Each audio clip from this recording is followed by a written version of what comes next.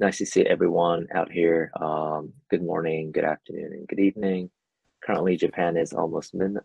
It's already past midnight, but I'm very excited to share some of the ongoing research at LC. So maybe I can just add a little bit of words about our institute before I start. So LC was founded about 10 years ago through a Japanese government institute. Funded by Japanese Ministry of Education to pursue the origin of Earth and also the origin of life at the same time. So we have planetary scientists, geologists, geochemists, microbiologists, and molecular biologists like me. So we have a very interdisciplinary international community. And if you have a chance to visit Japan, please let me know. I would love to invite you and also give a tour. So with that, Tomasz, is it okay if I go ahead and yes, start my presentation? I mean, to be perfectly on the schedule, we should start in exactly 6 minutes from now. But I think everyone that is interested Okay. in the talk is already here. Sure. And so I think we should go ahead and do it, please. Okay. And then I can just like finish 6 minutes early, or maybe, I don't know. I might go over time a little bit, but okay. Thank you. So yes, my talk will be, so now I think I'm going to shift gear because my talk will be mainly focusing on using synthetic biology tool called cell-free mRNA display to screen for a vast space of protein sequence space to look into relatively primordial, I would say, a protein that has limited set of amino acids which can interact with RNA. So this is kind of the major topic of the talk today. So this is the picture that I actually, when I did my postdoc with Lynn Rothschild at NASA Ames, this was on the 3rd floor of the building, 239. And this is it's a very nice, beautiful image that captures the theme of astrobiology, because it all starts from astrochemistry, cosmochemistry, prebiotic chemistry on a planet. In this case, it's Earth, which leads to the inorganic, organic building blocks of life.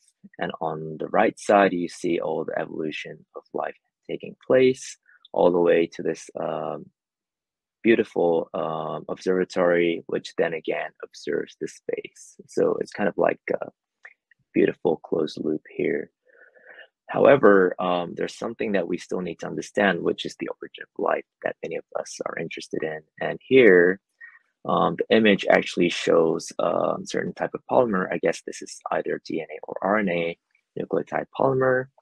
But there are a couple of things that I think missing here. For example, polypeptides or other primordial polymers that could have taken place which played a key role in the origin of life.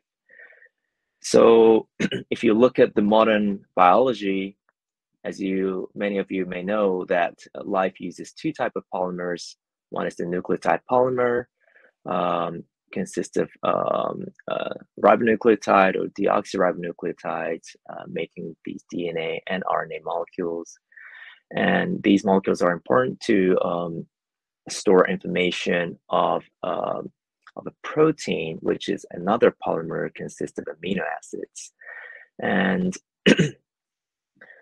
basically, DNA and RNA partly takes place for genetic information storage. So it's important for heredity, genetic information transfer. On the other hand, amino acid polymer protein is maintaining the chemical reactions for reproduction, or also making structures inside the cell.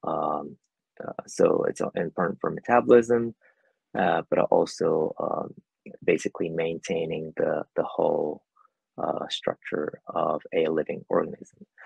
So these 2 polymers are extremely important, and my interest lies in the center, where how did these 2 polymers met and co-evolve together. So in order to understand And of course, at the heart, there's a ribosome, which is a complex of RNA and protein. And our interest is to understand what were the early forms of these primordial proteins, because now life uses 20 plus amino acids to make polypeptides, but it is likely that perhaps a primordial life or early life form could have been using a simple set of amino acids, not 20, but maybe less. It might also include some non-canonical amino acids that modern life is no longer using, although we still don't have a clear hint of which set of amino acids that are appropriate to be used. However, based on many different prebiotic chemistry, prebiotic chemical experiments, prebiotic evolution experiments, we think that the set that I circled in blue here, these 10 amino acids, could have existed on early Earth in a certain abundance that could be utilized by early life. So, if we try to understand this function of the properties of the ancient proteins, there are a couple of questions that we want to ask. One is it foldable? Is it functional? And does it require metal ions? So some of the previous work that I've been working on, so in order to actually look into these properties of the protein, we came up using the so-called messenger RNA display. So this has been actually invented by Roberts and Shostak back in 1997, at the same time by Nemoto, which they called it as in vitro virus. This method basically allows us to explore diverse protein sequence space in one single experiment. So I'll briefly explain the procedure. So you start with a DNA library that you can go up to 10 to the 13 different sequences, and you transcribe a messenger RNA.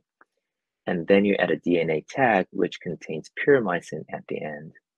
And if you add this into a cell-free lysate, basically it's a mixture of components that allows messenger RNA to be translated into polypeptides. Then you end up making this so-called mRNA peptide conjugate. Please remember this molecule because this reappears again and again throughout my talk.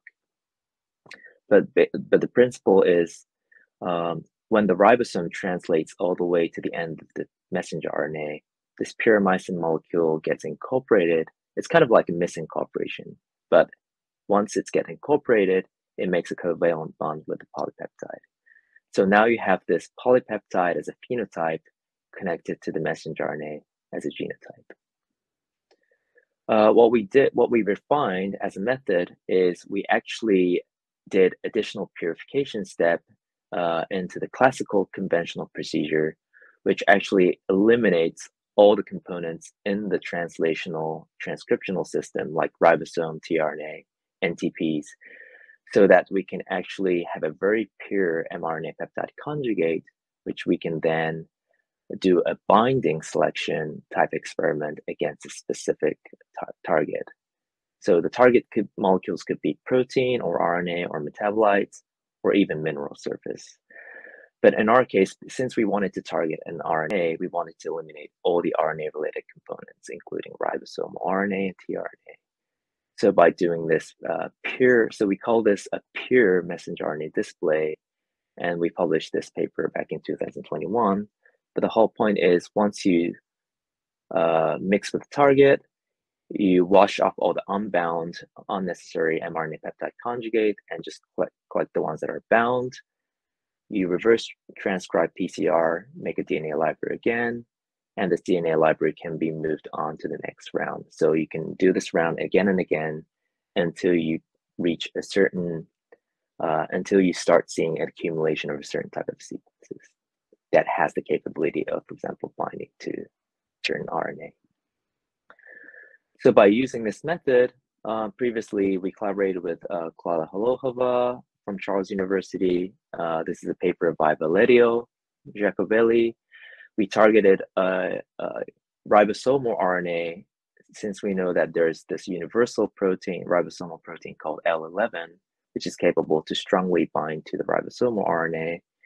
So what we try to do is we try to actually retrograde this protein by eliminating all the amino acids that we thought that added later into the genetic code.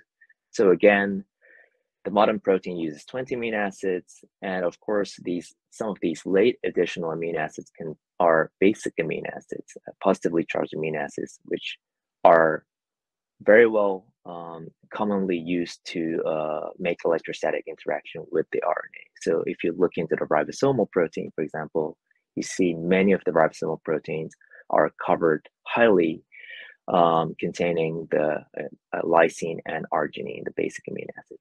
But we actually try to seek a primordial protein which does not contain any of these basic amino acids. So after extensive 16 round of selection, we were able to select for a protein only consists of 10 type of amino acids. So this is basically, we call it acidic peptide because it doesn't contain any basic amino acids, vice versa containing acidic amino acids.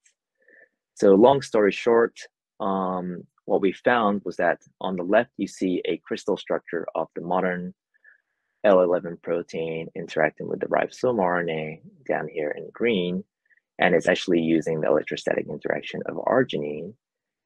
On the other hand, our selected early L11 protein, you see that these arginine residues are actually substituted with glutamate residues, which is kind of controversial because we think that both negative charge will repel each other. However, we also found, this is based on MD simulation, but we also found that magnesium ions can actually fit in between these glutamic acid and RNA phosphate backbone, which actually bridges these two molecules with the help of this divalent cation.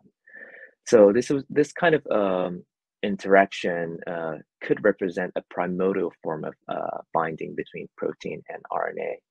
We actually also did experiment to make sure that this protein binding is divalent cation dependent. And also, what's interesting about this, in terms of the protein evolution, is that this acidic RNA binding protein is capable to continuously evolve without the loss of binding function because it can, one at a time, substitute these acidic amino acids into basic amino acids once the basic amino acids is incorporated into the metabolism and incorporated into the genetic code. It can be substituted. It can substitute the acidic amino acids. So this is one of the previous results that we got related to the early RNA binding proteins. I also want to talk about another research that we've been conducting here at ELSI, exploring the peptide sequences that bind to the most simplest unstructured polyRNA.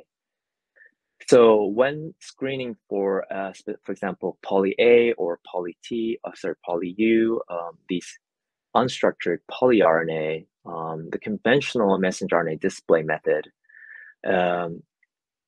if you try to apply, what happens is you end up selecting a messenger RNA that contains a complementary sequence of target RNA. So in this case, for example, if you try to screen for a certain peptide against poly C RNA, you end up actually getting a messenger RNA with a lot of poly G, and you're not able to select for peptide. So this has been an issue for applying this mRNA display towards a very simple unstructured RNA.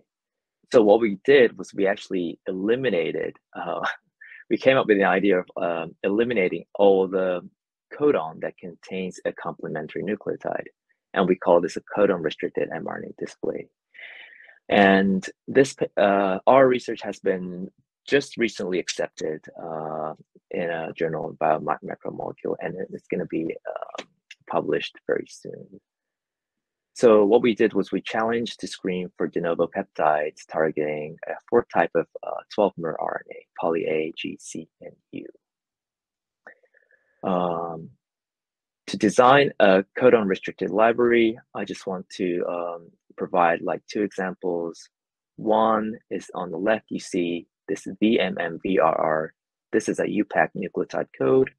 So so these are not amino acid coding letters, but it actually stands for example, V stands for C or A or G, N stands for COA. So you can actually see that by using these degenerate code, you can limit the type of codons that doesn't include a specific type of nucleotide. So in this case, we use the combination of VM and VRR as a library. So these are all codons with no T, which we can be used to target a poly-A RNA. And what's interesting about using these codons is that you can also restrict the type of amino acids that it's going to be used. So in this case, 11 type of amino acids. So the polypeptide with 11 type of amino acids will be applied to select for a poly-A RNA. In the same way, on the right, you have this HHY codon library, which you can see that it doesn't contain any G in the codon. It only consists of 8 type of amino acids, which could target a poly-C RNA. So the polypeptide that we designed have a length of 33 amino acids, which we think is the minimal length required to actually form a certain type of a combination of secondary structure. So for example, the KH domain is one of the smallest RNA binding domain that, as we know in existing nature, which has around this length of like 35 or 36 amino acids. So we kind of aim for that. So we tested all 4 libraries, codon-restricted libraries, targeting different types of poly-RNA. However, it didn't go as we thought originally. Only 2 libraries targeting poly-A and poly-C was able to form an mRNA peptide conjugate. We still don't know why these 2 other libraries failed. Perhaps the combinatorial amino acids, because these are very synthetic peptides. These synthetic peptides might not be favored by either ribosome to be translated, or maybe there might be some steric hindrance during the transcription. We still don't know, because maybe one of the poly libraries could be very GC rich. But in any case, we decided to go with this poly-A and poly-C library. So for both libraries, we did up to 7 rounds of selection. We found that a constant stepwise enrichment of peptides, certain type of peptide sequence. So this is the total reads per million values of the top 100 sequences in each round. So you can actually see a constant increase of reads per million of the top 100 sequences. So certain sequence seems to be accumulated. The same trend was found in a poly-C, but very extensively, because from beyond the 3rd round, you see an average actually decreasing a little bit, but at the same time, you see this top sequence highly reaching almost 10 to the 6, meaning it's occupying more than 10% of the entire sequence. So there's this one dominating sequence beating the other sequences that's happening in the poly-C library. What was more interesting was that when you compare from round 0 before selection and after selection, these top 100 sequences onto a net charge versus hydrophobicity indexed 2D plot, you can see that the selected peptides have a constrained chemical space. So for example, poly-C targeting polypeptides is trying to increase its hydrophilicity. So it's trying to decrease its hydrophobicity as much as possible. So it's basically limited this small space. You can also see that there's certain range of net charge favored for poly-A binding, and also at the same time, it also favors a slightly hydrophilic property of the polypeptide. So what were the actual sequences that we recovered? So for the poly-A targeting library, you can see that for each position, certain type of amino acids seem to appear more prominently compared to the other amino acids. But overall, if you look at the enrichment, even the top two sequences only still occupy 2.7% of the entire sequences that we sequenced, meaning that the enrichment is still ongoing, and there are many diverse sequences that seems to stick to poly A within this library. And just so that you know, this poly A binding library contains both positively charged amino acids and negatively charged amino acids, as you can see in this candidate sequence AP1 and AP2.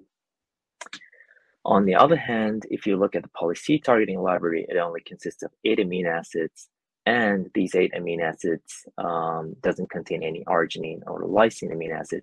It also does not contain glutamate and aspartate. So no charged amino acids except histidine, and you can see that actually asparagine is enriched in different positions. And what's really interesting that is this top 1 sequence, CP1, is basically occupying 77% of the entire sequence that we sequenced. Kosuke, you have 1 minute. And the trend, yes, okay, 1 more minute, thank you.